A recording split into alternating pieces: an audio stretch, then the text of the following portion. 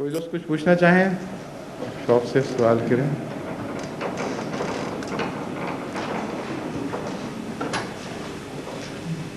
اگر کوئی اور نہ پوچھنا چاہیں تو ہمارے ایک پروفیشنل سوال کرنے والے بیٹھے ہوئے ہیں یہاں.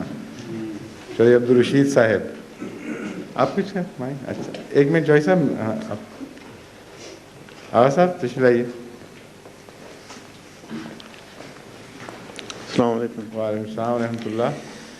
10-15 دن پہلے جی میں اور منصور ایک گھر بیٹھے ہوئے تھے بخاری صاحب کے، تو وہاں اس نے ایک سوال کر دیا کہ ملکہ وکٹوریہ کو مرزا صاحب نے کوئی خط لکھا تھا چھپا ہوا ہے جی، جس میں انہوں نے کوئی مدد مانگی تھی اپنی. چھپا ہوا خط ہے جی کتاب کی شکل میں.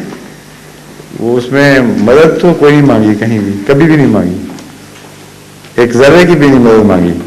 وہی وضاحت میں بتاتا ہوں. حضرت مسیح موعود علیہ السلام نے ملکہ وکٹوریہ کی تعریف بہت کی اور ایک کتاب بھی شائع کی، باقاعدہ طبع کرائی، تحفہ قیصری اس کو بھیجی، اور اس میں ملکہ وکٹوریہ کی حکومت کی بہت ہی تعریف کی گئی.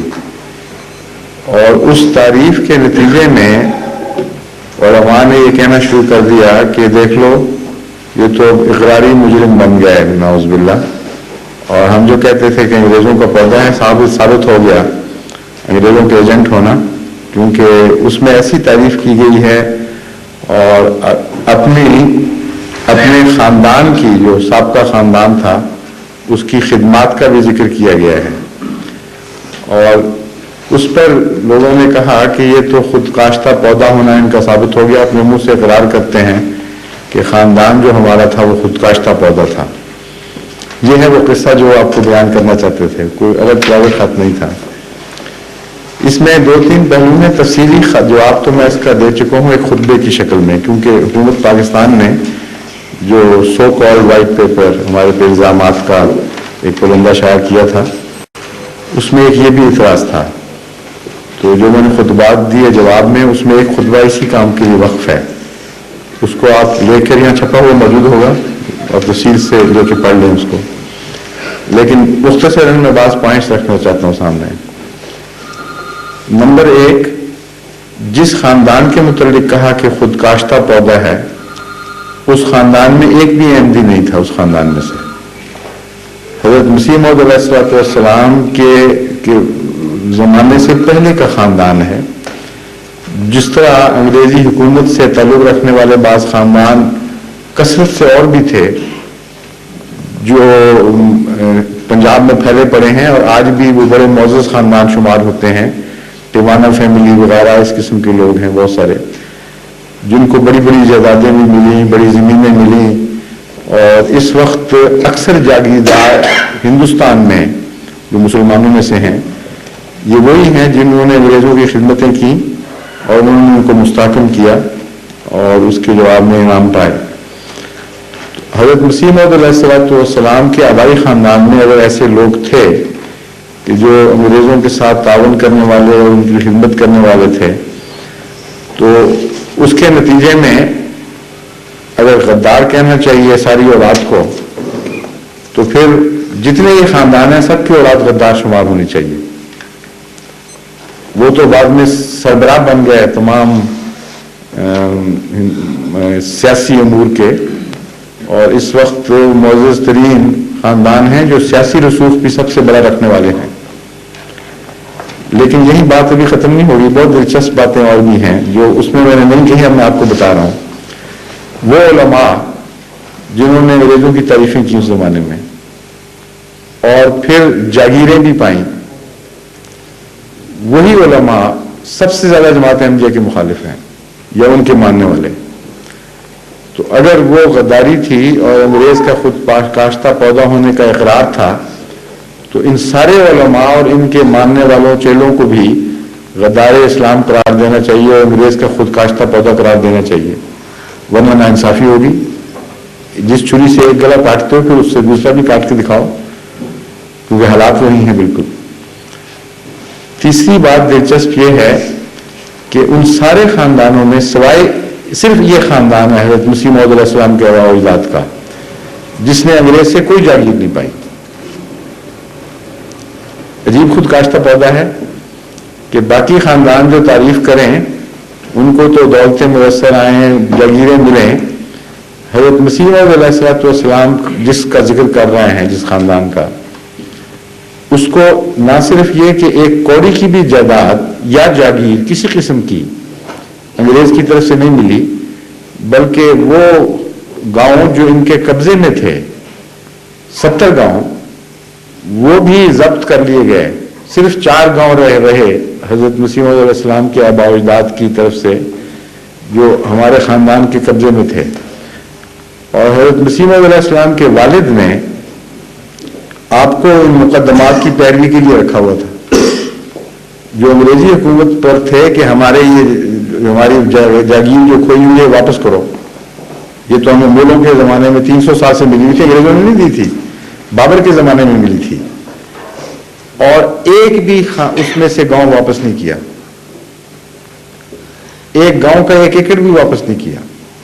حضرت مسیح موعود علیہ السلام اس کا ذکر کرتے ہوئے کتاب بریہ میں بھی لکھتے ہیں, میں نے اپنے والد کو بہت سمجھایا کہ کیا دنیا کے جھگڑوں میں پیچھے پڑے ہوئے ہو, یہ چھوڑ دو.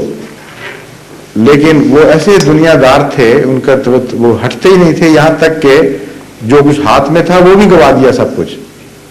اور اسی صدمے سے پھر وہ آخر وفات پا گئے. صدمے سے وفات کا مطلب ہے دل برداشتہ ہو کے اس دنیا سے اس حال میں رخصت ہوئے کہ گاؤں تو کیا ملنے تھے, جو ہاتھ میں تھا آمد موجودہ جائیداد کی وہ بھی جاتی رہی اس سلسلے میں. یہ اقرار ہے انگریز کا خود کاشتہ پودا ہونے کا. اور جو الزام لگانے والے ہیں مولوی محمد حسین صاحب بٹالوی اور اس قسم کے علماء, ان کا ریکارڈ سے ثابت ہے کہ ان کو حکومت کی طرف سے خطابات بھی ملے ان علماء کو, اور جاگیریں بھی ملی, اور پھر ان کی اولادیں انگریزوں کی حکومت میں ملازم بھی ہوئیں. اور حضرت مسیح موعود علیہ السلام جن کی تعریف کے نتیجے میں ان پر الزام ہے, انہوں نے اپنی اولاد کو نصیحت کی کہ تم وقف ہو دین کے لیے, کوئی ملازمتیں نہیں کرنی. ان کے بیٹوں نے آگے ہمیں نصیحت یہی کی. حضرت مسیح موعود علیہ السلام کے خاندان میں آپ کے سب سے بڑے بیٹے میرے والد تھے.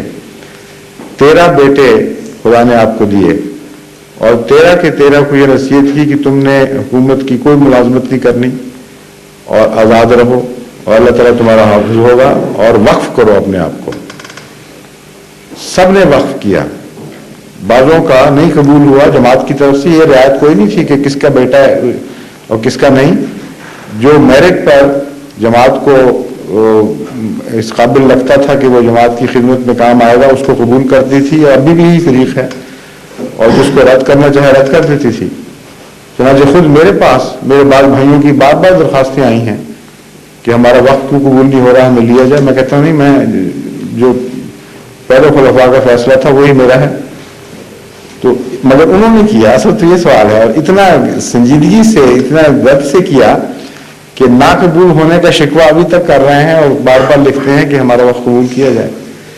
یہ انگریز کا خود کاشتہ پودا تھا, اور وہ جنہوں نے سروں کے خطاب لیے اور بڑی بڑی پھر نوکریاں لی اور جائیدادیں حاصل کی, اور سارے ہندوستان کی سیاست, مسلمانوں کی سیاست پہ قابض ہو گئے انگریز کی عطا سے. وہ اس وقت ان کی اولادیں وزیر بھی ہیں, اور وہ بڑے عہدوں پر فائز, اور پاکستان کے اول درجے کے خدمتگار شمار ہو رہے ہیں. یہ کون سا انصاف ہے؟ پھر آگے دیکھیے تعریف کس بات کی ہے. تعریف اس بات, اس میں لکھا ہوا ہے سب کچھ, کس بات کی تعریف ہے. تعریف اس بات کی ہے کہ سکھوں کی ظلم سے تم نے ہمیں نجات بخشی. یہ ہمارے واقعہ ہے کہ نہیں؟ پنجاب کی تاریخ سے جو واقف ہے, جو آج ضیاء سکھوں کی پیروی میں ہمارے ساتھ کر رہے ہیں ضیاء صاحب, وہ سکھ ان سے کیا کرتے تھے.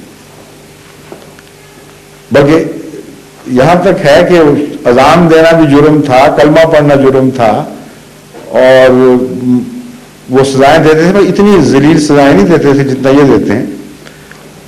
وہاں صرف فرق یہ تھا کہ سکھ حکومت نہیں کرتی تھی یہ کام, سکھ عوام کرتے تھے. اور جہاں تک ان کا تعلق ہے سکھوں کے مہاراجا مشہور، کیا نام ہے ان کا، رنجیت سنگھ، انہوں نے انصاف کروایا، بلکہ ان کے بڑے شاندار واقعات ہیں بعض انصاف کے۔ ایک دفعہ ان کے عدالت میں بھی یہ معاملہ پیش ہوا، سکھوں کا وفد جبکہ سکھ اپنے پورے عروج پر تھے، پیش ہوا کہ فلاں جگہ مسلمان اذانیں دے رہے ہیں اور ہماری عورتیں اور ہمارے کھانے اذانے جاتے ہیں، مطلب ہے کہ اذان کی نحوست پڑ جاتی ہے ان کے اوپر، تو ان کو حکماً بند کر دیا جائے۔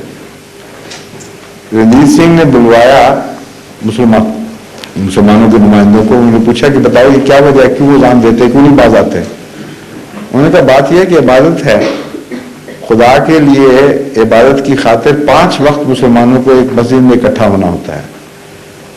اب وقت بتانا ہوتا ہے، کون بار بار ہر جگہ جا کے کنڈے کھٹکائے اور بلائے، اس لیے خدا تعالیٰ نے یہ نظام مقرر کر دیا، ایک آدمی کھڑے ہو کر اونچی آواز میں اعلان کرتا ہے، سب کو پتہ لگ جاتا ہے، یہ ہمیں صرف ہے تکلیف۔ تو انہوں نے کہا اس کا تو انتظام میں کروا دیتا ہوں۔ جنہوں نے شکایت کی تھی ان کو حکم دیا کہ اذان میں بند کرواتا ہوں لیکن نماز کی اطلاع تمہیں کرنی ہوگی۔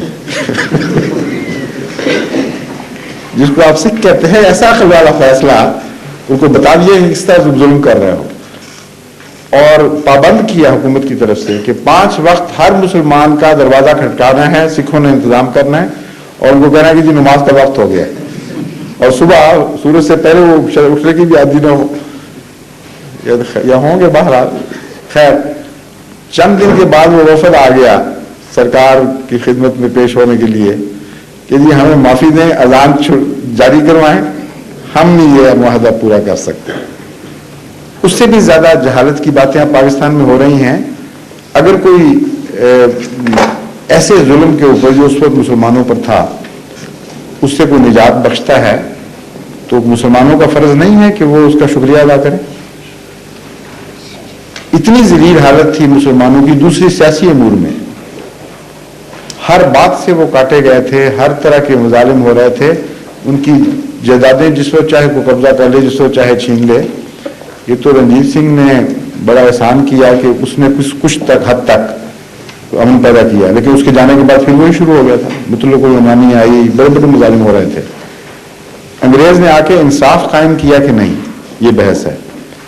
دوسرا، مسجدیں واپس دلوائیں مسلمانوں کی، ان کے اذان کے حق قائم کروائے، ان کے عبادت کے حق قائم کرائے، ان کو تبلیغ کا حق دیا۔ یہ ذکر ہیں اور مسجدوں کے متعلق لکھا ہوا ہے کہ کتنا بڑا احسان ہے حکومت کا کہ مسلمانوں کو، جو احمدی مسجدیں نہیں تھیں، عام مسلمان مسجدیں واگزار کرا دی، اور فلاں جگہ واقعہ بھی لکھا ہوا کہ ہندوستان میں فلاں جگہ، دوسری جگہ بھی جہاں یہ کیس ہوا مسجد کا، ہندوؤں کا دباؤ بھی تھا، لیکن اس حکومت نے شرافت اور انصاف کا نمونہ دکھایا اور مسلمانوں کی مسجد ان کو واپس کروائی، اس کے حقوق دلوائے۔ اس بات کا شکریہ ادا ہو رہا ہے۔ یہ عجیب ہے آج کل کا رواج سیاسی رہنماؤں کا بھی، دوسروں کا بھی، وہ سمجھتے ہیں کہ چاہے انصاف کا بھی خون ہو رہا ہو، انگریز کو گالی دینا ثواب ہے۔ جہاں سچی بات ہے وہاں تعریف کرنی چاہیے، جہاں ظلم ہے وہاں اس کی مخالفت کرنی چاہیے۔ انگریز نے حضرت عیسیٰ کو خدا کا بیٹا بنایا، اس کے خلاف نہیں یہ بولے، آج بھی نہیں بولتے۔ جس کو انگریز کا پٹھو کہہ رہے ہیں اس نے ان کے خدا کے اکلوتے بیٹے کو مار کے دکھا دیا ان کی کتابوں کی روح سے، اور اس وقت یہ جہاد کیا جبکہ کسی کے مجال نہیں تھی کہ انگریزی مذہب کے خلاف بات کرے، وہ انگریز کا پودا۔ اس لیے کہ انصاف کے معاملے میں اس نے تعریف کی، جہاں حق تھا وہاں تعریف کی، جہاں ظلم تھا ان کا اس کے خلاف احتجاج کیا، اور اتنا سخت احتجاج ہے عیسائیت کے خلاف حضرت مسیح موعود علیہ السلام کا اس زمانے میں کہ ان مولویوں کے تو پتے پانی ہو جائیں، کس طرح کی وہ زبان انہوں نے استعمال کی ہے، اتنی زبردست حکومت کے متعلق۔ اور پھر ساتھ حیرت کی بات یہ ہے کہ یہی علماء اس وقت انگریزوں کو شکایتیں لگاتے تھے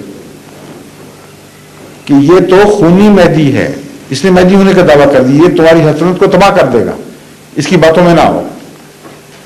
جب یہ شکایتیں گئیں اور میں جب سکھوں کے بعد تم آئے ہو تو جن مسلمان خاندانوں نے تمہارا ساتھ دیا ان میں پیش وہ تھا، اور پھر بغیر اجر کے اس نے کام کیا ہے، باقی کو تو تم پیسے دے کر یا جائیدادیں لے کر لیتے تھے۔ اس وقت مسلمانوں کے خلاف کوئی مفاد نہیں تھا انگریز کے ساتھ، سکھ مقابل پہ تھے، ان سے نجات بخشنے کا معاملہ تھا. مسلمان خاندان جو سمجھدار تھے اور مسلمانوں کے مفاد کو سمجھتے تھے، طبی طور پر انہوں نے انگریز کو ساتھ دینا تھا. اس میں کون سی خلاف عقل بات ہے؟ ان کا کوئی جرم نہیں تھا. یہ واقعہ چل رہا ہے اور لکھنے کی ضرورت یہ پیش آئی کہ حضرت مسیح موعود علیہ السلام خود فرماتے ہیں کہ علماء جا کر میرے متعلق بدظنیاں پھیلاتے ہیں، میرے متعلق میری طرف وہ تعلیم منسوب کرتے ہیں جو میری نہیں ہے، خود ان کی اپنی ہے. فرمایا میں خونی مہدی کا تصور رد کرتا ہوں، میں قائل ہی نہیں کسی خونی مہدی کا. اسلام تلوار کے زور سے نہ پہلے پھیلا تھا نہ اب پھیلا ہے. اس کا جو جہاد کہتے ہیں جس کو یہ میں قرآن کی روح سے رد کر رہا ہوں اور ثابت کیا کہ میں تو کتابیں لکھی ہیں اس غلط عقیدے کے خلاف. اگر تمہیں جہاد کا خطرہ ہے، یعنی تلوار کے زور سے زبردستی کسی کا مذہب تبدیل کرنا اور خون خرابہ کرنا، تو میں تو اس کا قائل ہی نہیں ہوں. جو شکایت کر رہے ہیں وہ اس کے قائل ہیں. یہ ہے مضمون اس ساری کتاب کا. اور ایک ذرے کی بھی کوئی امداد اگر کوئی مولوی یا غیر ثابت کر دے کہ کبھی انگریزی حکومت سے لی ہو تو ہم مجرم. وہاں تو احسان بتائے ہیں اپنے کہ ہمارے خاندان نے یہ اتنے تمہیں گھوڑے دیے جب تمہاری لڑائی ہو رہی تھی فلان جگہ، اور اپنے خرچ سے دیے، اتنے سپاہی دیے اپنی جیب سے دیے، اور تم نے اس کے مقابلے پر یہ کیا کہ ہمارے گاؤں قبضہ کر لیے ہیں. یہ انگریز کا پودا اس طرح لگتا ہے. یہ کچھ سوچنے والی بات ہے. عقل کی بات کرے انسان کہ جو ایجنٹ ہے وہ اعلان کر رہا ہے، اخباروں میں چھپا رہا ہے، کتابیں لکھ کے شائع کر رہا ہے کہ میں ایجنٹ ہوں. اور پھر انگریز کی عقل کہاں گئی تھی؟ اب یہ ذرا سوچئے. وہ تو عیسائیت پھیلانا چاہتا تھا بڑے زور سے اس ملک میں، اور یہ ایک اسٹیبلشڈ فیکٹ ہے. ساری ان کی پرانی کتابیں جو تاریخی ہیں اس بات پر گواہ ہیں کہ انگریز کا دایاں بازو اس وقت عیسائیت تھی.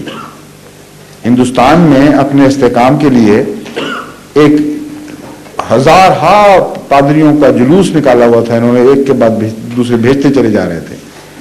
اور سیالکوٹ جیسی جگہ جو اب مسلمانوں کا گھر سمجھا جا رہا ہے، عیسائیوں کا اڈا بن گیا تھا. ناروال آپ اب بھی جا کے دیکھیں کتنے عیسائی ہیں وہاں، کیسے کیسے گرجے پرانے پڑے ہوئے ہیں. یوں لگتا تھا سویپ کر جائے گی عیسائیت. اس وقت یہ مولوی کہاں تھے؟ حضرت مسیح موعود علیہ السلام کو، جن کو انگریز کا پودا کہتے ہیں، آپ کو توفیق ملی یہ اعلان کرنے کی کہ قرآن کی روح سے بھی عیسیٰ مر گیا ہے اور بائبل کی روح سے بھی مر گیا ہے. یہ اعلان انگریز کے پودے نے کرنا تھا، جبکہ جو نہیں تھے ان کو توفیق نہیں مل رہی تھی. یعنی اس زمانے میں انگریز کے مذہب کے خلاف اعلان کرنا یہ کوئی معمولی بات تو نہیں. انگریز نے کھڑا اس لیے کیا تھا کہ ہمارے خدا کو مارے، انگریز نے اس لیے کھڑا کیا تھا کہ عیسائیت کا راستہ روک دے اور الٹی الغار کرے اسلام کی طرف سے. کیسی عقل کے خلاف بات ہے. پھر انگریز نے ایک پودا لگایا تھا، ایسے عقائد اس کو پھیلانے کی اجازت دی. وہ کہتے ہیں، مولوی آخر پر یہ بات کہتے ہیں کہ دراصل جہاد سے انگریز کو خطرہ تھا کہ مولوی جہاد کریں گے، اور مسلمانوں کا جہاد کا اتنا روک تھا انگریز پر کہ اس کو ڈر تھا کہ ساری حکومت ہم سے چھین لیں گے.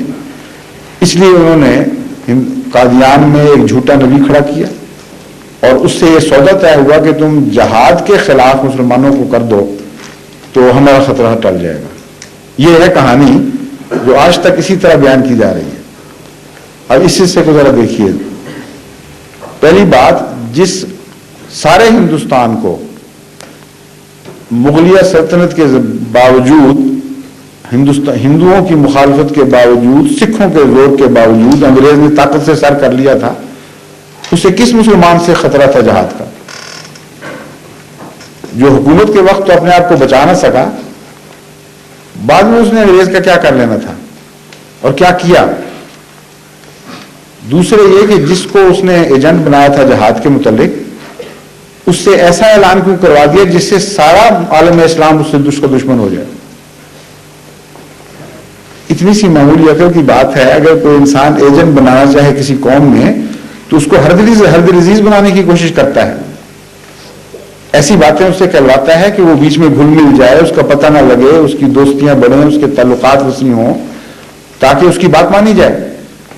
ادھر اس کو کہا جہاد کے خلاف جہاد کرو، اور ادھر اس کو کہہ دیا کہ تم نبوت کا، یعنی امتی نبوت کا بھی دعویٰ کر دو، اور عیسیٰ علیہ السلام کی موت کا بھی اعلان کر دو تاکہ سارے مسلمان تمہاری جان کے دشمن ہو جائیں. یہ انگریز کی عجیب اسکیم ہے. یعنی اتنی معمولی عقل ہو تو بیوقوف سے بیوقوف آدمی کو بھی ہوگی کہ یہ ترکیب جہاز چل نہیں سکتی کسی طرح، کہ جس کو ایجنٹ بنانا ہو، جس کی رائے کو دنیا میں پھیلانا ہو، اس سے ایسے دعوے کروا دیے جائیں کہ جس کے نتیجے میں اس کے دوست بھی دشمن بن جائیں. چنانچہ حضرت مسیح موعود علیہ الصلوۃ والسلام کی زندگی کا تو ایک ایک لمحہ اس الزام کو جھٹلا رہا ہے. صرف آنکھیں ہونی چاہیے کھلی، معمولی سی فہم ہو تو انسان کو سمجھ آ جاتا ہے. جب آپ نے اعلان کیا ہے انگریز، ان کے کہنے کے مطابق انگریز کے اشارے پر کہ مجھے خدا نے اس زمانے میں رسول اللہ صلی اللہ علیہ وسلم کا نائب بنا کے کھڑا کیا ہے، مہدی بنایا ہے، مسیح بنایا، یہ اعلان کیا نا، اس سے پہلے آپ سارے ہندوستان میں حضرت عزیز تھے اس اعلان سے پہلے. اور مولوی محمد حسین صاحب بٹالی جو بعد میں جان کے دشمن ہوئے، انہوں نے اشاعت سنہ میں اپنے رسالہ میں حضرت مسیح موعود علیہ الصلوۃ والسلام کے متعلق یہ لکھا کہ 1300 سال سے آج تک اسلام کا ایسا شاندار دفاع کرنے والا پیدا نہیں ہوا. اور کہتے ہیں کوئی اس چیز کو ایشیائی مبالغہ نہ سمجھے. میں جب یہ بات کہہ رہا ہوں ایک عالم اسلام کے طور پر تو میری تاریخ پر نظر ہے. آگے تفصیل بیان کرتے ہیں کہ کیا کیا اسلام کے لیے انہوں نے جہاد کیا ہے، کس کس جہت میں جہاد کیا ہے. کہتے ہیں اگر کوئی میرے بات کو مبالغہ سمجھتا ہے تو لا کے دکھائے کوئی ثانی مرزا غلام احمد کا کہ اس سے زیادہ اس نے ہر جہت میں اسلام کی خدمت کی. ان کی زمین میں گزشتہ سارے اولیاء موجود تھے، مجددین تھے. مولوی محمد حسین بٹالوی کو پتہ نہیں تھا کہ کون کون بڑے بزرگ گزر چکے ہیں. اور جب آپ نے کہا کہ مسیح فوت ہو گئے ہیں تو عیسائیوں سے بڑھ کر دشمنی ان مولویوں نے کی. انگریز نے عجیب پودا لگایا ہے کہ پودا لگاتے ہی اس کی بیخ کنی کے مکمل انتظام کر لیا. اور جو ان کے مخالف تھے ان کے لیے ہندوستان نے جامعہ قائم کیا اور دیوبند کے نام پر ایک تحریک چلائی جس کا سارا خرچہ انگریزی حکومت دیتی تھی، جس کا افتتاح لیفٹیننٹ جنرل بہادر یوپی نے کیا، اور جس کے وظیفہ خار تھے یہ سارے مولوی جو جماعت احمدیہ کی مخالفت کے لیے اس وقت سے آج تک وقف ہے. عجیب پودا لگایا. سعودی عرب کی حکومت کو قائم کیا. یعنی یہ اس فیکٹ کا کون انکار کر سکتا ہے؟ الزام نہیں. تو آج آپ کسی لائبریری میں ان کی چلی جائیں، وہاں سے ڈاکومنٹس نکال کے دیکھیں کہ پرنس عبدالعزیز کو کون وہاں لانے والا تھا، کیا معاہدہ ہوا تھا ان کا، کاربائنز انگریزوں نے دی، روپیہ مہیا کیا، سالانہ وظیفے مقرر کیے، صرف اس لیے کہ سلطنت عثمانیہ کمزور ہو جائے اور عرب نام پر ایک حکومت ان سے آزاد قائم ہو جائے. جس اصل ڈرتے تھے وہ سلطنت عثمانیہ سے. اور جن کو کھڑا کیا وہ کہتے ہیں کہ ہم انگریز کا پودا ہیں. آج سب سے زیادہ وہ شور مچا رہے ہیں. پودے تو اس طرح لگتے ہیں ثابت ہو کہ یہ رقم جا رہی ہے، یہ فوجیں جا رہی ہیں، یہ امداد ہو رہی ہے، فارن پالیسی پہ یہ کنٹرول ہو رہا ہے. سارے ڈاکومنٹڈ کام ہے. ان کا معاہدہ پڑھیں تو حیران ہو جائیں گے کہ کتنا ظالمانہ معاہدہ ہے ایک مسلمان حکومت سے انگریز کا، اور وہ مسلمان فرقے سے، اور اس فرقے کو وہاں حکومت دلا کے چھوڑتی ہے. انگریزی حکومت ہر قسم کی امداد کرتی ہے. فارن پالیسی میں جو شرطیں ہیں اس کی یہ ہیں کہ تمام فارن حملوں سے ہم ذمہ دار ہیں تمہاری حفاظت کے، لیکن فارن پالیسی ہماری ہوگی، تمہاری نہیں ہوگی. یہ ہم پر الزام لگانے والے ہیں کہ یہ انگریز کا پودا ہے. اپنا حال یہ دیکھ لیں. اور اندرونی پالیسی تمہاری ہوگی لیکن ان شرطوں کے ساتھ، یعنی انٹرنل پالیسیز میں بھی دخل دیا ہوا ہے. اور لطف کی بات یہ ہے ان کی جو حج بند کرنے کی عادتیں پرانی ہیں. انگریز جو عیسائی ہیں وہ شرطوں میں بات لکھواتے ہیں کہ تم مسلمانوں کا حج نہیں بند کرو گے. اندازہ کریں آپ، یہ لکھی باتیں ہیں، چھپی یہاں کتاب ہے وہ ہیٹی کی دی عربس اور فلبی کی جو تازہ چھپی ہے، ہاں وہ بھی ہوگی. ہاں اگر آغا صاحب دیکھنا چاہیں تو ایک ابھی جانے سے پہلے آپ کو دکھا دیں گے ڈاکومنٹڈ پروف. بڑا ظلم کرتے ہیں. صرف یہ کہ جو شخص سچائی رکھتا ہے, جو انصاف رکھتا ہے, وہ تو اس بات سے قطع نظر کہ دنیا کیا سمجھتی ہے, جہاں انصاف کا تقاضا وہ پورا کرے گا, اس کی وہ تعریف بھی کرے گا جو صحیح ہے, اس پر کسی سے نہیں وہ ڈرتا. حضرت مسیح علیہ السلام کی یہ بے خوفی بتا رہی ہے کہ آپ معصوم تھے, آپ کو اسلام سے صرف وفا تھی, باقی چیزوں کے اوپر کوئی پرواہ نہیں تھی. دنیا کے شہرت کے لیے آپ نے نہ اپنا کبھی مسلک بدلا, نہ اسے کبھی چھپایا, نہ پرواہ کی کہ کوئی اس سے کیا کہتا ہے. یہ انتہائی جرأت مندانہ فعل ہے. یہ ان کو نظر نہیں آتا, ان دنیا داروں کو. بحیثیت سیاستدان آپ کو پتہ ہونا چاہیے کہ ایک غلط بیان آپ دے دیں غلطی سے سمجھ کے کہ میں پاپولر ہو جاؤں گا, اور لوگ مخالف ہوں تو ہزار ہیلے کرتے ہیں بعد میں کہ نہیں جی یہ اخباری نمائندے نے غلط سمجھا تھا مجھے, میں یہ نہیں کہنا چاہتا تھا, یہ کہنا چاہتا تھا. مرزا صاحب سے اگر ایسی کوئی غلطی ہو گئی تھی کہ جس سے دشمن ہوئے مسلمان نعوذ باللہ من ذالک غلطی سے, تو توبہ کرتے, الٹا آگے بڑھنا شروع ہو گئے. ہر وہ بیان دیا جو لوگوں کو کڑوا لگے. یہ تو مرد انسان کیا کرتا ہے جو اصولوں پر قائم ہو اور کسی دنیا والے سے خوف نہ کرتا ہو. اس لیے جرأت سے اس وقت تعریف کرنا بھی ایک آپ کی بہادری تھی, اور یہ رسول اللہ صلی اللہ علیہ وسلم کی سنت تھی. حضرت صلی اللہ علیہ وسلم نے یہ بات سکھائی کہ من لم یشکر الناس لم یشکر اللہ, کہ جس نے بندے کا شکر نہیں کیا اس نے خدا کا بھی شکر نہیں کیا. آپ کا شکر مندی کا جذبہ ایسا عظیم الشان تھا حضرت صلی اللہ علیہ وسلم کا کہ ایک جنگ کے موقع پر فتح مکہ کے بعد جب قیدی آئے تو ان میں حاتم کی قوم کے قیدی بھی تھے, حاتم کی بیٹی بھی تھی. حضرت صلی اللہ علیہ وسلم نے یہ پسند نہیں کیا کہ حاتم جس نے جو لوگوں پر احسان کیا کرتا تھا اس کی قوم کو غلام بنائے, اور فرمایا کہ یہ جذبہ احسان مندی کے خلاف ہے. اس نے انسانوں پر احسان کیا تھا, میں احسان اتارنا چاہتا ہوں. اور فرمایا کہ اور اس طرح ترکیب کی کہ یہ تو نہیں کہہ سکتے تھے زبردستی سب کو کہ تم اپنے حصے کے قیدی چھوڑ دو, اپنے حصے کے ان کے مال چھوڑ دو. یہ بھی پسند نہیں کرتے تھے زبردستی کرنا دوسروں پر. آپ نے اعلان کیا کہ جو کچھ میرے حصے کا میں معاف کرتا ہوں, ہر قیدی میرا آزاد, ہر مال میرا ان کو واپس.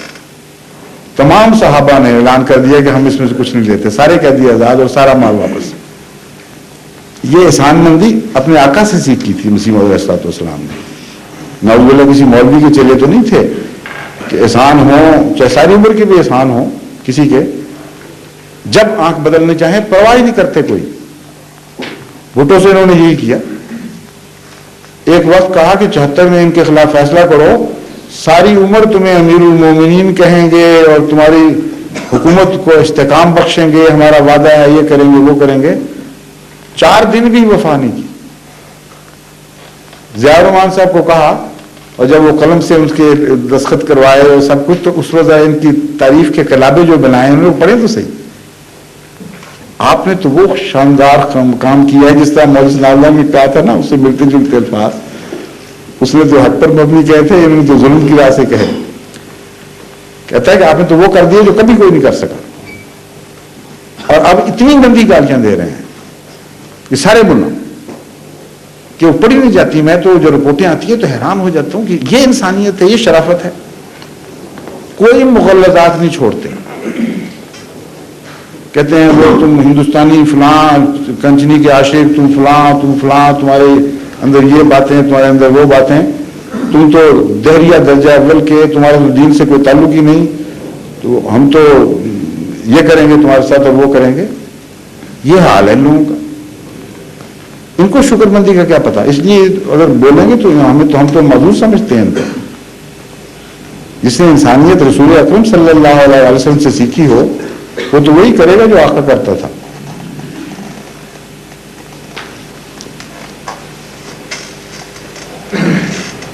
اور کوئی سوال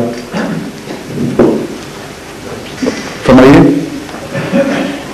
آپ سے پہلے رشید صاحب اٹھنے لگے تھے. پہلے رشید صاحب آپ اٹھے تھے نا کہ نہیں؟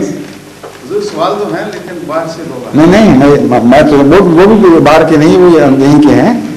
ان سے پہلے آپ اٹھے تھے نا کہ آپ آ جائیں, آپ کے بعد پھر میں ان کو بلاؤں گا. حضور میرے آقا ہر احمدی اور ہر مسلمان کی خواہش ہے کہ حضرت محمد مصطفیٰ صلی اللہ علیہ وآلہ وسلم سے زیارت ہو جائے اور ان کی صحبت میں خواب میں کم از کم بیٹھنے کا موقع مل جائے. اس خواہش کو پورا کرنے کے لیے کس طرح دعا مانگی جائے؟ دیکھیں یہ جو خواہشیں ہیں نا اس قسم کی, یہ ساری سطحی باتیں ہیں. صحبت آپ کو میسر ہے, اس سے فائدہ نہیں اٹھاتے اور خواب دیکھنا چاہتے ہیں. رسول اللہ علیہ وسلم کی صحبت تو زندگی میں حاصل ہونی چاہیے سنت کے ذریعے. عجیب لوگوں نے مذاق بنایا ہوا ہے اس بات کو. خواب تو رسول اللہ علیہ وسلم کے متعلق دیکھنے والے بعض ایسے ایسے عجیب و غریب لوگ ہیں جو خواب بتائیں تو دشمن لوگ کہتے ہیں جھوٹا بدمعاش, اس کے پیچھے پڑ جاؤ. ابھی پاکستان میں واقعہ ہوا ہے. خوابوں کا کیا ہے؟ خوابوں میں بعض لوگ کہہ دیتے ہیں جی ہمیں رسول اللہ صلی اللہ علیہ وسلم آیا, آپ نے فرمایا یہ بات سچی ہے. دوسرا کہتے ہیں نہیں ہمارے پاس آئے تھے, کہا تھا یہ بات سچی ہے. یہ کیا اعتبار رہا؟ رسول اللہ صلی اللہ علیہ وسلم کی شکل کسی نے دیکھی نہیں اصلی, اور رسول اللہ صلی اللہ علیہ وسلم فرماتے ہیں کہ شیطان خواب میں بھی میری شکل نہیں بنا سکتا, لیکن دوسرے کی شکل بنا کر تو جھوٹ بول سکتا ہے نا. اس لیے ہمیں کیا پتا کہ کون آیا ہے. جو حقیقت ہے وہ یہ ہے کہ اگر کوئی شخص آن صلی اللہ علیہ وسلم سے محبت کرتا ہے تو سنت پر عمل کرے, وہی صحبت ہے. اس سے بہتر صحبت میسر آ ہی نہیں سکتی. آپ خواب کی بات کر رہے ہیں, حضرت اویس کرنی نے کیا کیا تھا؟ چہرہ دیکھ سکتے تھے, نہیں دیکھا سنت کی خاطر, اس لیے کہ رسول اللہ صلی اللہ علیہ وسلم اس بات کو پسند فرماتے تھے کہ ماں کی خدمت کی جائے. زیارت سے محروم مر گئے اس بات پہ, اور رسول اللہ صلی اللہ علیہ وسلم نے ان کو چنا اپنے سلام کے لیے, اور فرمایا ایک قرن وہاں یمن میں ہمارا ایک بھائی ہے جو میری زیارت سے صرف میری سنت کی وجہ سے محروم رہا ہے, اس لیے جانا اور اس کو میرا سلام کہنا. صرف 2 آدمیوں کو رسول اللہ صلی اللہ علیہ وسلم نے سلام بھجوایا غائب میں, ایک حضرت اویس قرنی کو اور ایک مسیح موعود یا مہدی کو جب وہ ظاہر ہو. اتنا بڑا مقام دیا ہے اویس قرنی کو. تو سنت ہے اصل چیز, اس کی پیروی کریں. خوابوں میں آپ کو کیا پتا کہ کیا خواب ہے, اور خواب کے بعد کوئی ضمانت کیا ہے اس بات کی کہ آپ اس سے برکت بھی حاصل کر سکیں گے یا نہیں.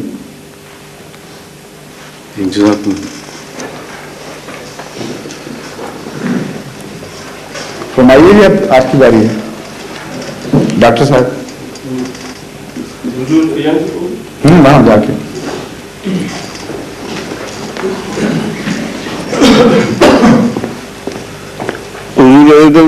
جو انٹرویو دیا ریڈیو کو کی نوٹ کے اندر, اس میں آپ نے ایک سوال کے جواب میں فرمایا کہ جو کروسیڈز ہوئی تھیں حضرت صلاح الدین ایوبی وغیرہ کے زمانے میں, تو گو کہ آپ نے فرمایا کہ اس وقت اس کے ڈیٹیل میں جانے کا وقت نہیں تھا وہاں انٹرویو میں. تو میرے نزدیک تو وہ جہاد کا ہی ایک حصہ تھا, گو کہ ٹیریٹوریل رائٹس تھیں, لیکن میں یہی سمجھتا تھا کہ وہ جہاد کی ایک قسم ہے, کیونکہ مسلمانوں کی بیت المقدس کے لیے میں نے کیا کہا انٹرویو میں؟ نہیں, آپ نے یہ فرمایا کہ دس از اے ڈفرنٹ, اس سے یہ غلط اثر مل سکتا ہے کہ وہ اس لیے میں نے تفصیل سے بات وہاں نہیں کی کہ ایک لمبا مسئلہ ہے. جہاد کی مختلف قسمیں ہیں جی. ایک وہ جہاد ہے جو خالصتاً مذہب دبانے کے لیے, ہاں جی بیٹھے تھے, مذہب دبانے کے لیے اور مذہبی معاملات میں روکنے سے کی خاطر جہاد کے لیے کوئی زبردستی کرتا ہے. وہ ایک جہاد ہے جو اول درجے پر, قتال میں سے اول درجے پر وہ جہاد ہے.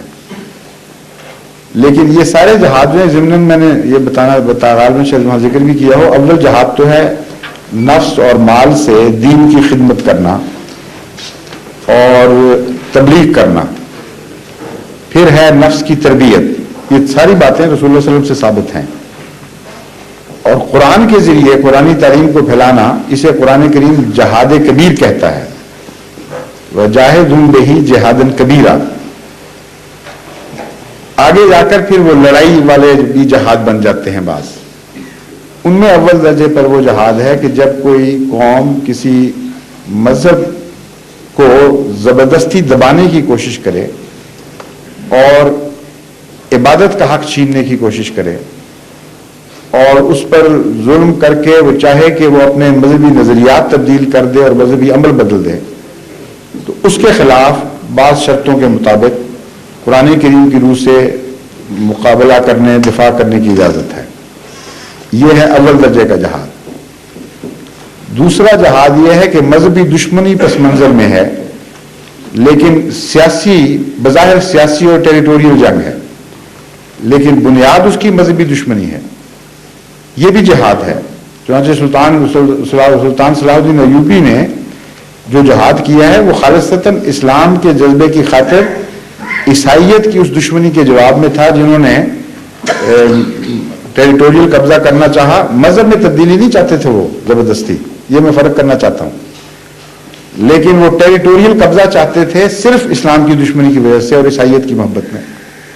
تو جو کچھ انہوں نے کیا جہاد تھا، جو لوگ شہید ہوئے اس میں وہ جہاد میں شہید ہوئے، اس میں کوئی شک نہیں ہے، لیکن اس جہاد سے ثانوی درجے پر ہے جو رسول اللہ صلی اللہ علیہ وسلم کے زمانے کا جہاد ہے، جو خالصتاً مذہب تبدیل کرنے کے لیے کوشش کے جواب میں تھا۔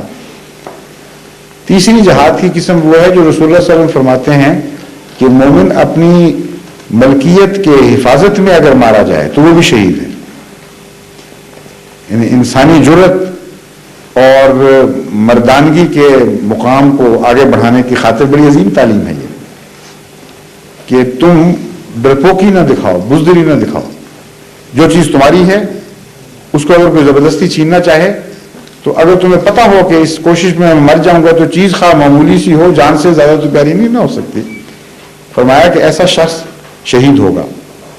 تو جو بھی رسول اللہ صلی اللہ علیہ وسلم کی اس ارشاد کی روشنی میں اپنی جائیداد، اپنے اموال کی حفاظت کے لیے جس پر اس کا قانونی حق ہے، اس کو دشمن سے بچانے کے لیے لڑتا ہے، وہ بھی ایک جہاد کی قسم ہے، مگر پہلی دو قسموں سے ادنا درجے پر ہے، بہت فرق نمایاں ہے ان میں۔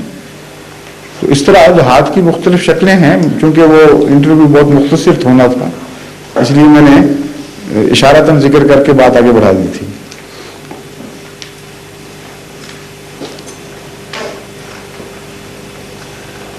مگر جہاد کی اور شرطیں بھی ہیں، امام کی طرف سے امام ہونا، اس کی اجازت حاصل ہونا، اور پھر خدا کا وعدہ ہے کہ جو سچا جہاد ہے اس میں خدا مدد کرے گا۔ اگر کسی جہاد میں، ہم جہاد جسے کہتے ہوں، اللہ کی مدد نہ آئے تو ہمیں پھر کیا حق ہے اس کو جہاد کہنے کا؟ کیونکہ ہے کوئی، آپ کسی سے وعدہ کریں، کسی بچے سے کہ اس شخص سے لڑ پڑو، میں ذمہ دار ہوں، میں تمہارے پیچھے کھڑا ہوں، یہ مارے گا تو میں اس کی جان نکالوں گا، اور اس کو لڑا دیں اور وہ اتنا مارے آگے سے کہ ہلکان کر دے اور آپ کھڑے تماشا دیکھتے رہیں تو آپ کے اوپر حرف نہیں آئے گا۔ پھر قرآن کا جو جہاد ہے اس میں خدا تعالیٰ نے وعدہ کیا ہے، ان اللہ علی نصرہم لقدیر، پہلی اجازت کی جو آیت ہے اس میں یہ درج ہے کہ خدا ظالموں سے، طاقتوروں سے تمہیں اجازت دیتا ہے مقابلے کی، لیکن اس لیے نہیں کہ کمزور آدمی کو طاقت سے لڑا کے مروا دے، طاقتور سے لڑا کے مروا دے، اس شرط کے ساتھ کہ ان اللہ علی نصرہم لقدیر، خدا تعالیٰ خود قادر ہے اس بات پر کہ تمہیں ضرور فتح دے گا۔ اب رسول اللہ صلی اللہ علیہ وسلم کے زمانے میں یہ وعدہ پورا ہوا تھا کہ نہیں؟ کتنے بڑے بڑے غالب دشمنوں کے مقابل پر یہ وعدہ پورا ہوا، یہاں تک کہ کسریٰ کی عظیم الشان حکومت کے مقابل پر بھی کوئی حیثیت ہی نہیں تھی عربوں کی، اور چند ہزار مسلمان فوجیں لاکھوں پر فاتح ہوتی چلی گئی۔ تو خدا تو وہ ہے جو جہاد کی اجازت دے کر اس میں فتح کی ضمانت بھی دیتا ہے۔ بس سب سے بڑا فیصلہ کن امر وہ کوئی چیز جہاد ہے کہ نہیں، یہ ہے امر اصل، کہ جو اصل جہاد ہے حقیقی، جو مذہبی جہاد جسے ہم کہتے ہیں، اس میں خدا کی ضمانت ہے کہ وہ ضرور فتح دے گا۔ اگر وہ فتح نہ ہو اور مار پٹنی شروع ہو جائے، جو پہلا وہ بھی ہاتھ سے نکلتا رہے اور عارضی واقعہ نہ ہو، مسلسل یہی شکل ہو، تو پھر ہمیں کوئی حق نہیں ہے کہ اسے جہاد کہیں، ورنہ نعوذ باللہ خدا کو جھوٹا کہنا پڑے گا۔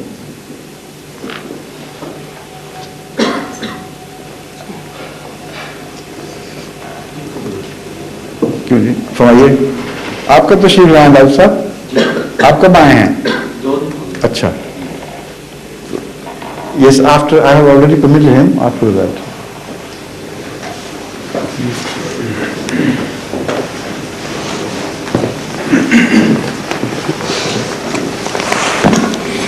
حضور ایران میں جو متا ہے وہاں کے علماء اس کی اجازت دیتے ہیں تو وہ ثابت کرتے ہیں کہ یہ ایک جائز چیز ہے. ثابت ہو دیتے ہیں؟ جی وہ ثابت کرتے ہیں دلائل. ثابت ہو گیا ہے؟ نہیں جی نہیں میرے پہ تو نہیں لیکن آپ یہ کیوں کہتے ہیں ثابت کرتے ہیں؟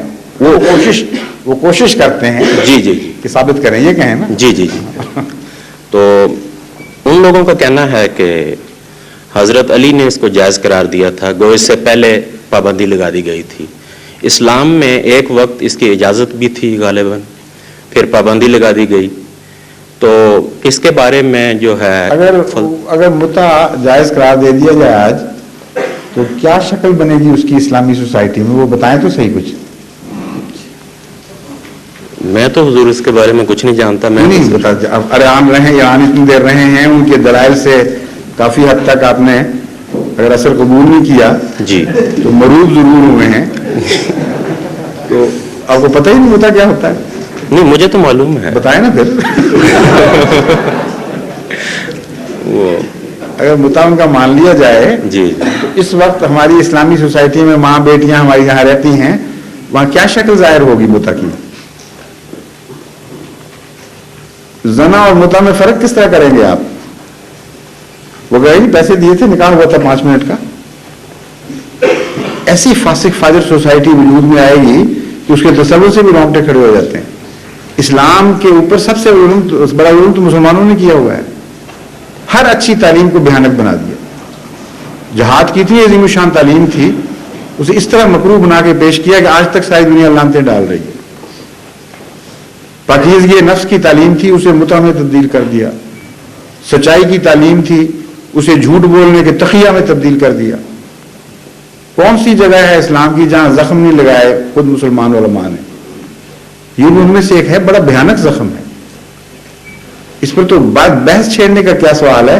صرف آپ نقشہ کھینچ دیں اور کہیں کہ اٹھیں لوگ بتائیں کہ انہیں یہ نقشہ پسند ہے.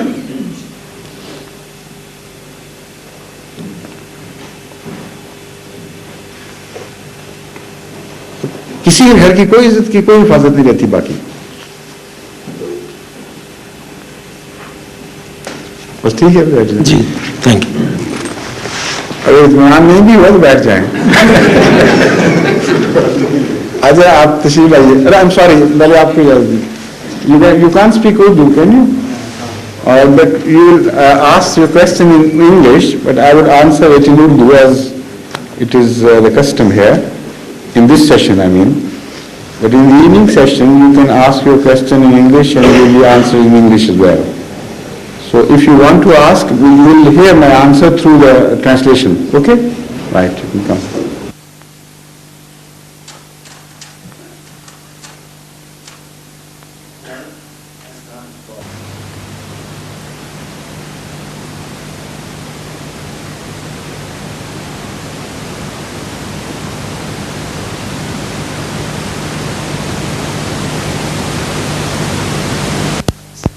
Simply because they're very simple to understand. Right. There's one thing I don't exactly understand so much about. That's the black stone. I don't know if you know that. Yes. There's very simple explanations on it, but I'd like to know more about this. What agitates your mind about it? If you could define it, then it will be easier for me to answer you. I don't know what you have read about it. I don't know what has satisfied and what has not satisfied you. So if you pinpoint the area where you would need some more elucidation, then inshallah I'll do that. I was actually, I read actually that this stone was came down from heaven or something like that. Yes. And it is in Mecca. No, But that is all I know. yes, all right. I'll tell you about it. It's also The fact is, as far as this stone is concerned, I have already discussed it from various angles and also in English. So during my question answer session spread over many years here in England, you would find many cassettes in which this stone is mentioned, and because the questioners were different at different times, so they asked questions about different aspects as well. So I think, inshallah, you will find all that you need in those cassettes, which can be easily traced because the catalog is already published. So through that you will be you'll be able to find out which cassettes you require. But just to answer this aspect of the question, I'll do that now here. But as far as the remaining question is concerned, I request you to wait until you hear the cassettes. If anything is left unanswered, then I'll be able to help you, inshallah. Okay. Shall I? So, Rasul Akram sallallahu alayhi wa sallam, the founder of Islam. Yes, please. I'm sorry, I was to say in Urdu. Yes, please. حضرت رسول اکرم صلی اللہ علیہ وسلم نے حجر اسود کے اوپر روشنی ڈالتے ہوئے فرمایا کہ یہ وہ پتھر ہے جو خانہ کعبہ کی تعمیر کی غرض سے لیے آسمان سے اترا تھا، اور پہلے یہ سفید ہوا کرتا تھا، جب زمین کی فضا میں داخل ہوا تو زمین کے گناہوں کی وجہ سے یہ کالا ہو گیا۔ یہ ہے وہ حدیث جس کو مختلف رنگ میں مختلف علماء بچوں کے سامنے پیش کرتے ہیں۔ میں نے جہاں تک تحقیق کی ہے، غور کیا ہے، ایک بات تو بڑی قطعی ہے کہ قرآن کریم سے ثابت ہے کہ خانہ کعبہ عبادت کی خاطر بنایا جانے والا پہلا گھر ہے خدا کا، اور حضرت ابراہیم نے نہیں آغاز کیا تھا، حضرت ابراہیم نے اس کے کھنڈر دریافت کر کے دوبارہ تلاش کر کے وہاں سے اسی جگہ دوبارہ عمارت کی ہے، تعمیر کی ہے، ورنہ ہسٹوریکلی اتنا پرانا ہے کہ اس کی تاریخ بھی محفوظ نہیں۔ پہلی دفعہ جب خدا نے انسان کو عبادت سکھائی ہے تو خدا کا پہلا نبی جو بھی تھا، اس کو ہم قرآن کریم میں آدم کا نام دیتے ہیں، اس نے جو عمارت تعمیر کی ہے یہ ہے وہ خانہ کعبہ، یا پھر اس نے عمارت ہی کبھی نہیں بنائی ہوگی، بہرحال پہلا گھر یہی ہے۔ اب سوال یہ پیدا ہوتا ہے کہ پہلے گھر کے لیے کہاں سے پتھر اکٹھے کیے جائیں، خاص طور پر اگر ایسے علاقے میں ہو جہاں تعمیر کے پتھر زیادہ مہیا نہ ہو سکتے ہوں تو کیا علاج کیا جائے۔ میرا یہ ذہن جاتا ہے کہ اللہ تعالیٰ نے تبرک کے طور پر یہ بتانے کے لیے کہ آسمانی نشان ہے یہ، اور خدا تعالیٰ اس کی تائید حاصل ہے اس گھر کو، جس طرح کہتے ہیں نا کسی بزرگ سے اینٹ دعا کروا کے لیتے ہیں کہ ہم اپنے گھر میں رکھنی ہے، آپ دیں اپنی اینٹ، یہ نشان رہے گا۔ اس طرح یا تو سارے پتھر میٹیورز کے ذریعے گرائے ہیں خدا نے، یا بعض پتھر کم از کم ضرور گرائے ہیں، وہ خدا تعالیٰ کی طرف سے وہ ایک تبرک کی اینٹ ہے کہ اس کو اس عمارت میں تعمیر کرو، نصب کرو۔ کالا ہونے کا مفہوم یہ ہے کہ آسمان پر فضا میں جو بھی رنگ ہو کسی پتھر کا، جب وہ زمین میں داخل ہوگا تو فرکشن سے جل جاتا ہے، اور اگر بہت بڑا ہو تو سارا نہیں جل سکتا، زمین پر گرتے گرتے اس کا ایک بڑا حصہ بچ بھی جاتا ہے، اور زمین پر جب گرے گا تو جھلس کے اس کا رنگ کالا ہوا ہوگا۔ تو یہ جو رسول اللہ صلی اللہ علیہ وسلم نے فرمایا ہے یہ استعارہ ہے کہ زمین کے گناہوں کی وجہ سے اس کا رنگ کالا ہو گیا، مراد اس کی یہی ہے کہ زمین میں داخل ہو کر جو فرکشن پیدا ہوئی ہے اس سے وہ پتھر کالا ہو گیا، ورنہ پہلے اس کا یہ رنگ نہیں تھا جب وہ آسمان سے اترا ہے۔ دوسرے اس استعارے کو استعمال کیوں کیا؟ استعمال اس لیے کیا کہ عبادت کے لیے جو سب سے بہتر گھر بھی بنایا جائے، اگر عبادت کرنے والے نیک اور متقی ہیں تو وہ خدا کے نزدیک سفید رہے گا، روشن رہے گا، اور اگر عبادت کرنے والے گندے ہو جائیں اور ان کا تقوی زخمی ہو جائے تو وہ خدا کے نزدیک منحوس اور کالا ہو جائے گا، خواہ اس کا نام جو مرضی رکھ دو۔ تو فرمایا ہے حجر اسود بھی کے متعلق بھی کہ زمین میں داخل ہو کر یہ کالا ہو گیا. ایک اشتہارہ اس بات کا تھا کہ اس مکان کو رفتہ رفتہ لوگ غلط استعمال میں لے آئیں گے. چنانچہ جس وقت حضرت صلی اللہ علیہ وسلم نے یہ بات بیان فرمائی ہے اس وقت وہ شرک کا اڈا بنا ہوا تھا, یا اس سے کچھ عرصہ پہلے شرک کا اڈا بنا ہوا تھا جسے رسول اللہ صلی اللہ علیہ وسلم نے توڑا ہے. تو خانہ کعبہ کا رنگ جو بھی تھا اس وقت تو وہ سفید نہیں تھا جب وہ شرک کا اڈا بن چکا تھا.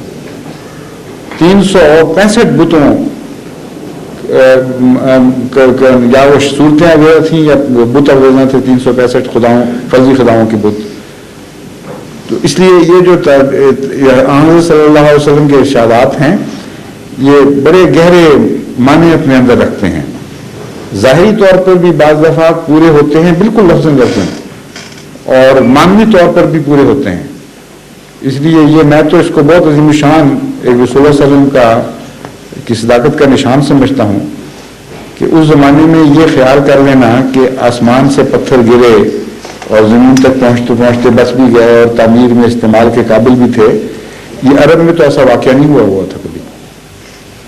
یہ میٹیورز کا گرنا اور پھر کریٹر بنا دینا زمین میں, یہ تو اب کی سائنسدانوں کی معلومات ہیں. اس زمانے میں تو لوگوں کو پتہ نہیں تھا اس بات کا. تو یہ حدیث ہی بتاتی ہے کہ یہ اللہ تعالیٰ کی طرف سے خبر تھی جسے اپنے الفاظ میں رسول اللہ صلی اللہ علیہ وسلم نے بیان فرمایا ہے. I hope you understand this translation was satisfactory.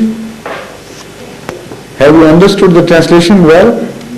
I hope he was able to, whoever is translating, was able to convey properly, right. اب ادھر سے کوئی ہاتھ کھڑا ہوا تھا اپنے, ہاں تشریف آپ سے پیچھے ادھر. وعلیکم السلام ورحمۃ اللہ. جب حکومت اور مذہب, جی آگے ذرا تشریف لائیں آپ. حضور جب حکومت اور مذہب کسی جگہ اکٹھے ہو جائیں, ان کا ڈفرنس آپس میں اتنا کم ہو جاتا ہے اور طاقت حکومت کے ہاتھ میں ہوتی ہے, اس وقت مذہب کی کیا صورت پیش کی جا سکتی ہے اور کیا صورت پیدا ہو سکتی ہے, اور مذہب اپنی اصلی حالت پر کس طرح قائم رہ سکتا ہے حکومت سے الگ ہو کر.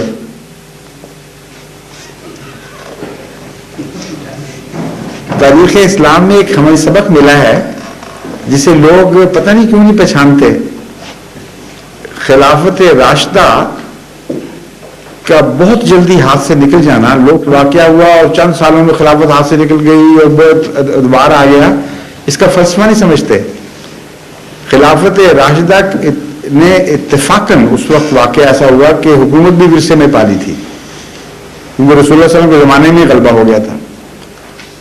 اور جب تک ایسے متقی خلیفہ تھے کہ جن کے اوپر خدا کو پورا اطمینان تھا کہ مذہب اور حکومت دونوں کی بڑی اچھی نمائندگی کریں گے, اس وقت تک خلافت راشدہ کو رکھا حکومت کے ساتھ. جب یہ خطرہ پیدا ہوا کہ اب یہ حکومت غالب آ جائے گی مذہب پر اور گند شروع ہو جائے گا, اگر مذہبی نمائندہ بھی خدا ان کو بنائے رکھتا تو قیامت ٹوٹ پڑتی اسلام پر. تو خدا نے مذہب کو الگ کر لیا, مجددوں کا سلسلہ الگ شروع کر دیا, اولیاء بزرگوں کا کہا یہ میرے نمائندہ ہیں اور حکومت جو کر رہے ہیں یہ خلیفہ ہیں نام کے, کوئی ان کا حکومت سے مذہب سے تعلق نہیں. تو حکومت اور مذہب کی سیپریشن تو خدا نے خود کر دی اس وقت کی جب کہ حکومت کے ناجائز مذہب میں مداخلت کا خوف پیدا ہوا یا احتمال پیدا ہوا. تو یہ واقعہ کوئی اتفاقی واقعہ نہیں ہے, بہت عظیم الشان اس میں سبق ہے. جزاک اللہ حضور, everything is clear to me now.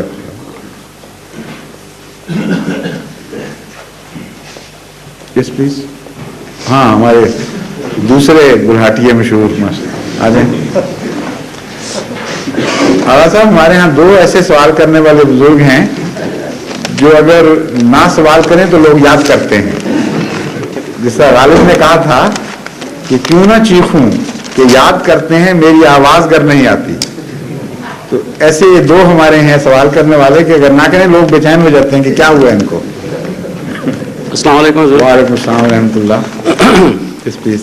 چند روز قبل ایک دوست نے اور دوستوں کی موجودگی میں مدرجہ ذیل سوال کا ذکر کیا. میں نے بھی اس مسئلہ پر اپنی رائے کا اظہار کیا, لیکن چونکہ اس بارے میں زیادہ علم نہیں, اس لیے حضور سے مؤدبانہ درخواست ہے کہ اس کے بارے میں اپنے مبارک ارشاد سے ہمیں مستفید فرماویں. بار بار نیز اس سلسلہ میں یہ عرض کرنا ہے کہ اس سوال کے لکھنے کے بعد مجھے علم ہوا ہے کہ یہ سوال پہلے ہو چکا ہے.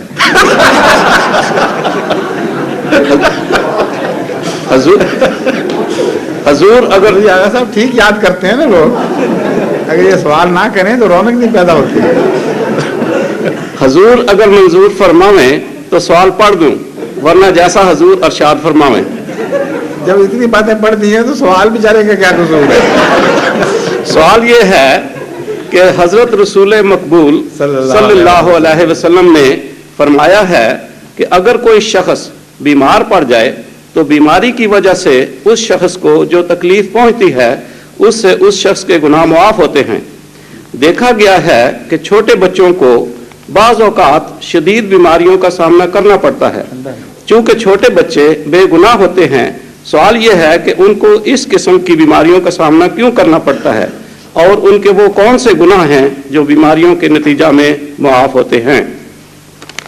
یہ سوال اگر آپ حدیث کے اصل الفاظ پڑھتے تو زیادہ بہتر تھا. جب ایک سوال کرنے والا سوال تیار کرتا ہے تو اس کے لیے تو کوئی مشکل نہیں ہے کہ وہ اصل حدیث دیکھ لے, اس کے الفاظ دیکھے. کوئی شخص کے لفظ مجھے یاد نہیں ہے اس حدیث میں, مومن یا مسلم کا لفظ ہیں کہ جو خدا کا بندہ ایمان لانے والا مسلمان ہو اس کا ذکر ہے, اور مضمون حدیث کا بتا رہا ہے کہ اس کا ذکر ہے جس پر جو شریعت کا مکلف ہے, اور بچہ مکلف ہوتا ہی نہیں, اس لیے بچے پر اس کا اطلاق ہی نہیں ہو سکتا. جو شخص شریعت کا مکلف ہو اس کا ذکر چل رہا ہے یہاں. مومن اور مسلمان جو بالغ ہے اس کے متعلق فرمایا, اگر جو تقوی کے ساتھ زندگی بسر کر رہا ہے اللہ تعالیٰ اس کے ساتھ ایسا رحم کا معاملہ کرے گا کہ اگر اسے اس دنیا میں کوئی تکلیف پہنچے گی تو اس کے بدلے میں اس سے جو گناہ اور لغزشیں سرزد ہو رہی ہیں وہ بعد میں ان کو اس کے جزا دے دے گا ان کو, ان کی معافی کے ذریعے. یہ ہے مسئلہ. بچوں کا تو تعلق ہی نہیں اس میں آتا. اس کا جو فلسفہ ہے اس کے متعلق تو الگ ویسے میں بڑی کر چکا ہوں کہ بال بچے بیمار کیوں پیدا ہوتے ہیں, تکلیفیں کیوں اٹھاتے ہیں, ان کے ماں باپ اور رشتہ دار ان کی وجہ سے کیوں دکھ اٹھاتے ہیں. یہ اس پہ تو میں بہت کچھ کہہ چکا ہوں, آپ کیسٹس دیکھ لیں, آپ کو بلکہ آپ شامل ہوئے ہوں گے مجالس میں.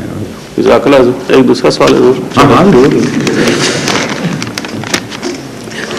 چند یوم قبل کیمبرج میں ایک جماعتی میٹنگ کے بعد ایک دوست نے ذکر کیا کہ چونکہ احمدی مسلم یہ عقیدہ رکھتے ہیں کہ حضرت مسیح علیہ السلام کا دوبارہ سفید مینارہ پر اترنے سے مراد ظاہری طور پر مینارہ پر اترنا نہیں ہے.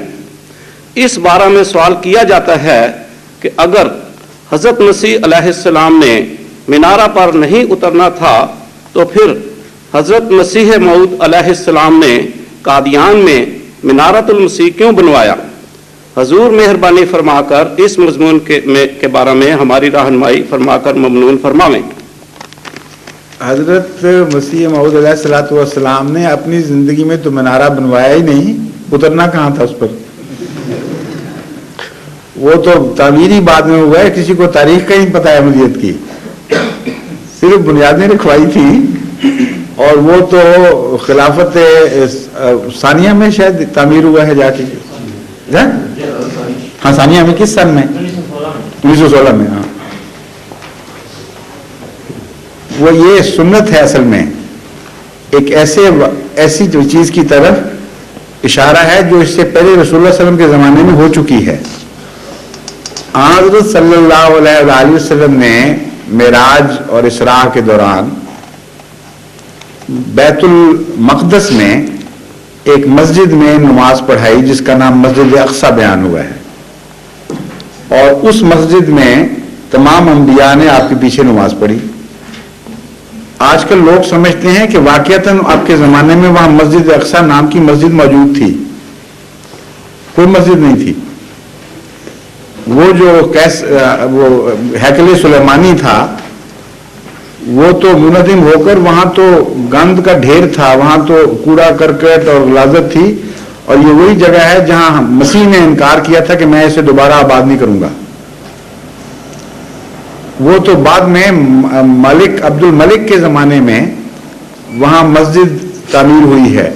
حضرت عمر رضی اللہ تعالیٰ عنہ کے زمانے میں وہ فتح ہوا ہے علاقہ, اور اس سے پہلے تو علاقائی غیروں کے قبضے میں تھا وہ, اور پھر اس کو صفا کروایا گیا جگہ کو. اس کے بعد وہ مسجد تو بعد میں تعبیر ہوئی ہے, مسجد اقصیٰ کے نام پر. تو جو رسول اللہ صلی اللہ علیہ وسلم نے کشف میں دیکھا کہ میں وہاں گیا ہوں, اس کو تو خدا نے ظاہر میں پورا نہ کیا. مسیح کی کیا حیثیت ہے کہ اس کے لیے ضرور خدا ایسی باتیں پوری کر کے دکھائے ظاہر میں. آقا کا مقام بہرحال بلند ہوتا ہے. یہ بتانا مقصود ہے کہ ظاہر میں کچھ بھی حقیقت نہیں. یہ کشفی معاملات ہوتے ہیں, ان کے تبرک کے طور پر اس کشف کے, جس طرح کسی بزرگ کے نام پر نام رکھا جاتا ہے, یا کسی خواب کی تعبیر میں انسان خود تبرکن کو کام پورا کرنا شروع کر دے. بعد میں آنے والوں نے رسول اللہ صلی اللہ علیہ وسلم کے اس کشف کو ظاہر میں پورا کرنے کی خاطر مسجد اقصیٰ تعمیر کی ہے. تو حضرت مسیح موعود علیہ الصلوۃ والسلام کی وصال کے بعد خلفاء نے جو مینارہ بنا دیا, یہ کون سا سنت کے خلاف ہے یا اسلامی تعلیم کی مخالف بات ہے؟ یہ تو بالکل اس کی مطابق ہے. جزاک اللہ.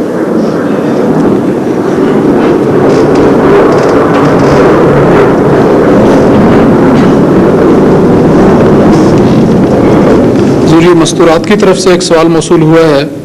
لکھتے ہیں کہ ہستی باری تعالیٰ کا موضوع بہت اہم اور وسیع ہے, لیکن اگر ایسا موقع ہو کہ کسی دہریہ کو 5-10 منٹ میں ہستی باری تعالیٰ کی کسی دلیل سے متعارف کروانا ہو, تو کون سی دلیل سب سے پہلے دینی چاہیے اور کس طرح بیان کرنی چاہیے؟ شکر 5 منٹ دے دیے انہوں نے, اگر 1 منٹ کہتی ہیں تو پھر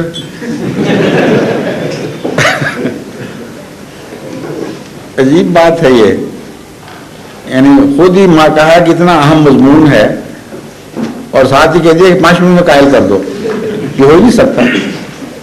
5 منٹ میں آپ کس طرح قائل کر سکتے ہیں کسی کو اتنے سنجیدہ مضمون سے؟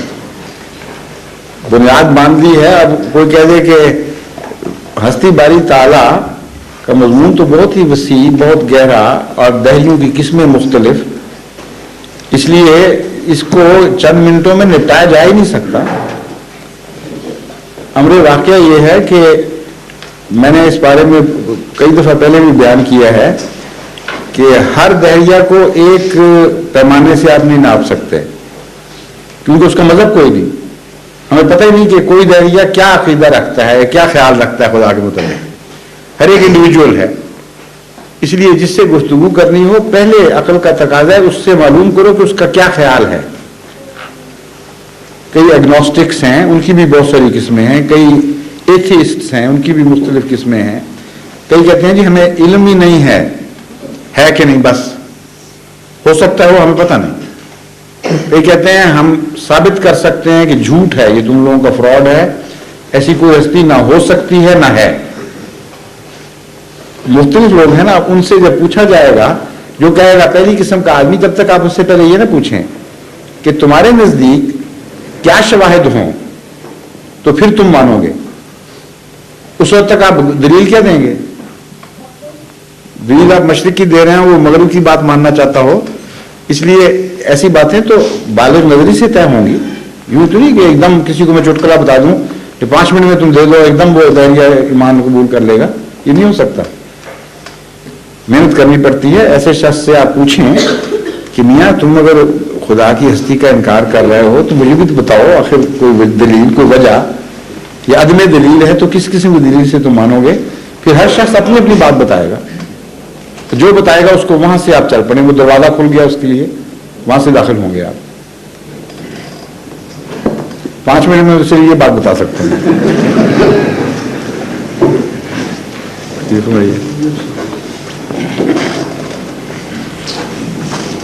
السلام علیکم. ایک دوست کی طرف سے سوال پوچھ رہا ہوں. وہ باوجہ حجاب خود نہیں پوچھتے. باوجہ آپ بھی حیا کرتے؟ میں نے عرض کی تھی کہ میں بھی سوال پوچھنا چاہتا تھا. وہ میں نے حضور کو لکھ کے بھیج دیا. اتنی ہمت نہیں ہوتی تھی, لیکن ان کی دل شکنی ہوتی تھی. کہیں آپ حیا نہ کہیں. تمہیں میں جانتا ہوں آپ بڑے حیادار ہیں ماشاءاللہ. حجاب حضور, حجاب ٹھیک ہے. جو سوال یہ ہے کہ इस्लामियात की एक बच्चों की किताब में उन्होंने लिखा देखा कि हज़रत मूसा अलैहिस्सलाम का जिक्र रसूल अकरम सल्लल्लाहु अलैहि वसल्लम के बाद सबसे ज़्यादा है। पता नहीं ये हकीकत है ये नहीं, लेकिन बहुत कसरत से हज़रत मूसा अलैहिस्सलाम का जिक्र है। इसकी कोई ख़ास वजह है? वजह तो जाहिर है बिल्कुल खुली खुली कि रसूल अकरम सल्लल्लाहु अलैहि वसल्लम को खुदा ताला ने हज़रत मूसा से तशबीह दी हुई है कुरान करीम में, और हज़रत मूसा से वादा किया था कि मैं तेरे भाइयों में तुझ जैसा एक नबी बर्पा करूंगा। तो वो शरीयत की जो मुशाबियत थी, साहिब शरीयत होना और आतिशी शरीयत लाना और अपने ज़माने में गलबा पाना और जलाल अता करना, बहुत सी मिसालें थीं। और फिर जिस तरह आखिरी दौर में मसीह अता किया हज़रत मूसा को, उस तरह रसूलुल्लाह सल्लल्लाहु अलैहि वसल्लम से वादा किया कि तेरे आखिरी दौर में भी मसीह भेजूंगा। बहुत मुशाबतें हैं। फिर बदकिस्मती से जिस तरह मूसा के आखिरी दौर में यहूद बिगड़ गए, रसूलुल्लाह सल्लल्लाहु अलैहि वसल्लम को भी ये खबर दी अंदोहनाक कि आपकी उम्मत में भी आखिर में ऐसे लोग पैदा हो जाएंगे, और फिर जिस तरह मसीह भेज के मैंने पहले बचाया था दोबारा भी बचाऊंगा। तो इसलिए जिसके साथ करीब का वास्ता था, ज़माने के लिहाज से करीब था, मुशाबियतें बड़ी थीं, उसका ज़रूरी था कि तफसील से जिक्र किया जाता।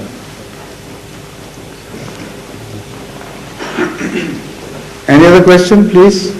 मैंने कोई देखा ना हो शायद हाथ उठता हुआ। हाँ, आ जाएं, तशरीफ लाइए।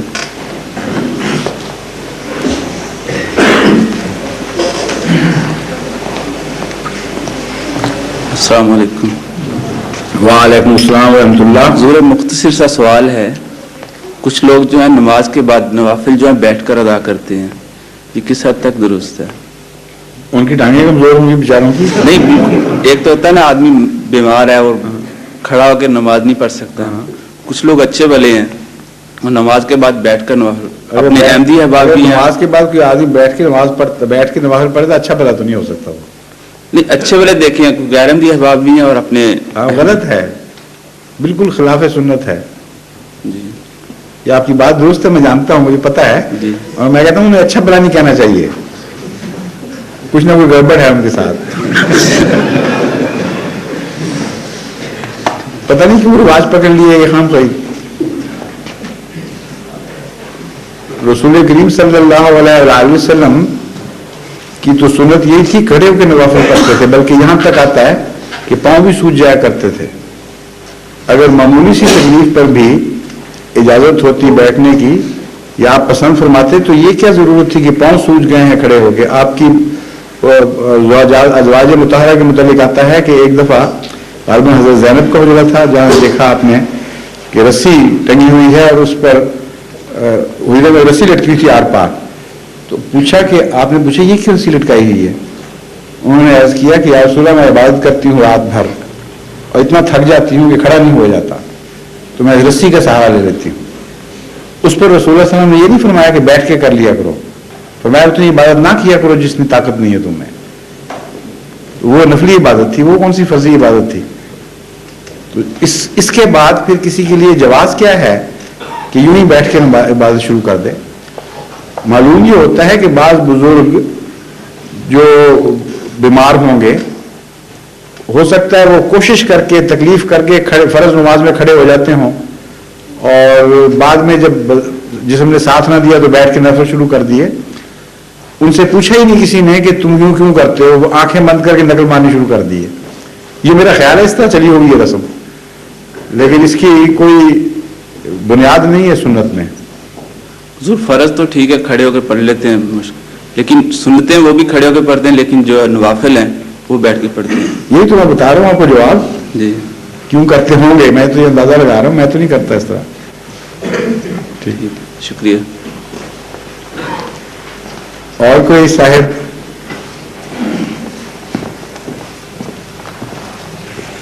हुजूर, कुरान के अंदर ज़कात का काफ़ी जिक्र आया है, इसके बारे में कुछ इसके फ़लसफ़े के ऊपर रोशनी डालिए कि किन चीज़ों के ऊपर ज़कात वाजिब होती है, कौन लोग इसके मुस्तहिक होते हैं, किनको देनी चाहिए, और क्या ये ज़कात जमात की चैनल्स के ज़रिए अहमदी लोग दे सकते हैं या दूसरी चैनल्स में भी दी जा सकती है? आपको अभी तक पता ही नहीं? जी, मेरा इल्म महदूद है इसके बारे में, ज़कात के बारे में। آپ مجھے پتا ہے اللہ کے فضل سے آپ صاحب نصاب بنتے رہے ہیں مختلف وقتوں میں, نہیں بنے کبھی آپ صاحب نصاب؟ جی مجھے تو معلوم نہیں صاحب نصاب کیا ہوتا ہے. جس پر زکوٰۃ فرض ہو جائے, اتنا مال جس کو خدا عطا فرما دے کہ اس پر زکوٰۃ فرض ہو جائے, اس کو صاحب نصاب کہتے ہیں. جی آپ بن چکے ہیں نا صاحب نصاب؟ جی لیکن ابھی اسی وقت پوچھنا تھا. اب جو صاحب نصاب نہیں رہے اب پوچھ رہے. تو اگر اللہ کے فضل سے کیپٹن رہے ہیں نیوی میں, مرچنٹ نیوی میں, اور خدا نے بڑے فضل کیے, اچھا جزا فرماتا رہا ہے.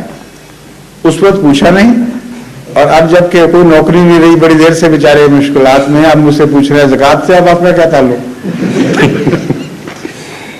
یہ ویسے علم کے لیے پوچھا ہے, کیونکہ مجھے خود اس کے مطلب علم نہیں ہے. نہیں, ظاہر بات ہے, جماعت کا نظام ہے باقاعدہ, زکوٰۃ ملتی ہے, جماعت حاصل کرتی ہے, غرباء کو اس کے مطابق دیتی ہے, دوسرے مصارف جن کا ذکر ہے قرآن کریم میں ان پر خرچ ہوتا ہے. جماعت کا بیت المال پہلے دن سے ہی یہ اس کام میں ہے, شامل ہے. جی, اور جو لوگ حضور یہ جن لوگوں کی تنخواہوں پہ ٹیکس لگتے ہیں, کیا ان پر بھی واجب ہے؟ ٹیکس الگ چیز ہے, ٹیکس کے بعد جو رقم بچتی ہے وہ ہے آپ کی. ٹیکس پر تو زکوٰۃ نہیں لگتی, ٹیکس پہ بچی ہوئی رقم پر زکوٰۃ لگتی ہے. جی جی, تو یہ کن چیزوں پہ لگتی ہے؟ مثلا تنخواہ پہ ہوتی ہے یا کسی زیور پہ یا کس؟ اس کی تو شرطیں لکھی ہوئی ہیں فقہاء نے تفصیلی. بعض کہتے ہیں 1 سال مدت گزر جائے جس رقم کو اپنی تحویل میں اور وہ استعمال میں نہ لائی گئی ہو, اس پر زکوٰۃ ہے جہاں تک کیپٹل کا تعلق ہے. جی, اور جہاں تک اس کا تعلق ہے جانوروں وغیرہ کا, اس پر یہ بتایا ہے کہ 40 بھیڑوں پر اور اتنے اونٹوں پر, یہ سارے مسائل تفصیل سے لکھے ہوئے ہیں فقہاء نے.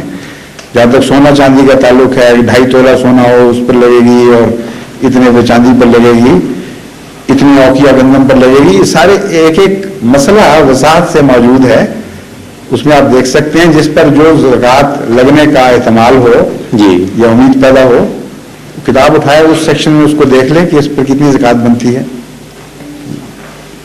Thank you. اور کوئی سوال؟